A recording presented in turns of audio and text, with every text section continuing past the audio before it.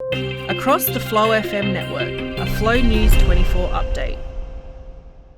And here at the Flow News 24 desk, we take a look at the headlines for this Monday morning. And from the Australian, the Cyber Security Cooperative Research Centre has urged the federal government to assess the possible security risks posed by solar inverters, which convert solar energy to electricity. With China dominating the global supply of inverters, Cybersecurity CRC CEO Rachel Falk says that foreign-owned solar inverters had not previously been seen as a security risk as they were not connected to the internet. But that is changing as we have the advent of these smart devices. Chinese companies supplying inverters could be ordered under its national intelligence laws to disrupt power supplies. And while Falk says an attack on our home solar system would not impact the grid, scaled, targeted, simultaneous attacks could be catastrophic. It's an amazing story, isn't it, when you consider how many people have got the internet onto their solar panels. You can watch your creation of power, yet that means that somebody else can watch it too if they've got access and can see your cyber panels or your solar panels. So, very interesting story. And the Department of Home Affairs data has revealed that 66,000 COVID-19 special work visas were issued between June 2022 and March of 2023. Now, this is in the Australian, the article by Jeff Chambers and Jess Malcolm, and this is despite calls by the international education industry to end the pandemic permit. It allows for people to remain in Australia for 12 months. The special permit was introduced in April 2020. Almost 160,000 have been approved since then. Immigration Minister is Andrew Giles. He claims that Labor had inherited a migration system with backlog after backlog and delay and wait lists, while the Australian Chamber of Commerce and Industry CEO Andrew McKellar has backed calls for the permit to be abolished. One would think so. COVID-19 has finished around the world in terms of the context of the threat.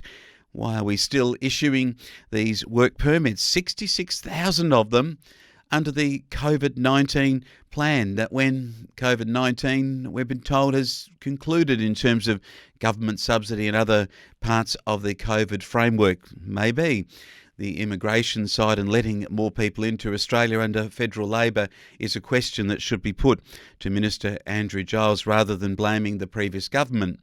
Now we take a look at another important story, and Labor's Industry and Science Minister Ed Husic has been working on extensively on the party's policy for artificial intelligence, and it's becoming part of what their national platform will be.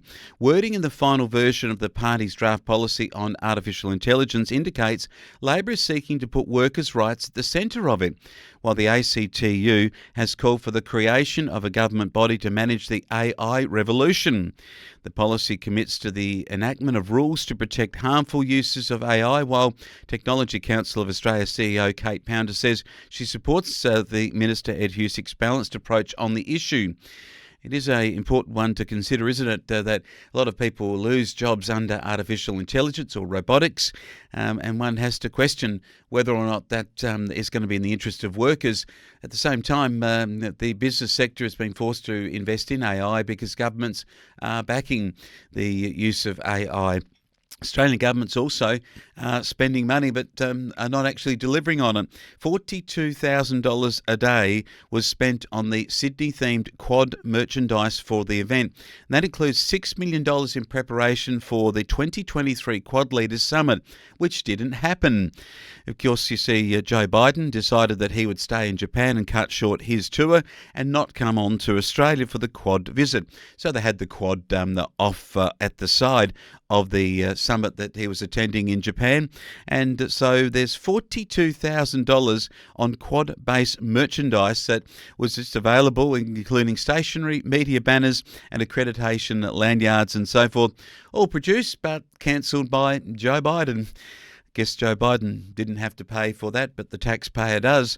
for his cancelling of a visit. And finally, financial analysis commissioned by the Pharmacy Guild claims that aged care residents will have to pay at least $800 a year to have their weekly medicines packed and delivered when the federal government's 60-day dispensing policy commences on the 1st of September. They're currently packed and delivered free of charge by pharmacies, with the cost subsidised by the government through dispensing fees. But the Guild claims it will not be able to do this more, as dispensing fees will be halved under the government's reforms, and so therefore the people in aged care facilities will have to pay for the transportation and the delivery of those drugs to that particular pharmacy, or from that pharmacy to that particular nursing home. This does seem like the knee-jerk reaction by the federal government to change dispensing rules has had a massive impact on local pharmacies, and now is about to impact the person actually using the pharmacy more than anybody else, somebody in an aged care facility. And that's what's making our headlines at Flow News. A Flow News 24 update.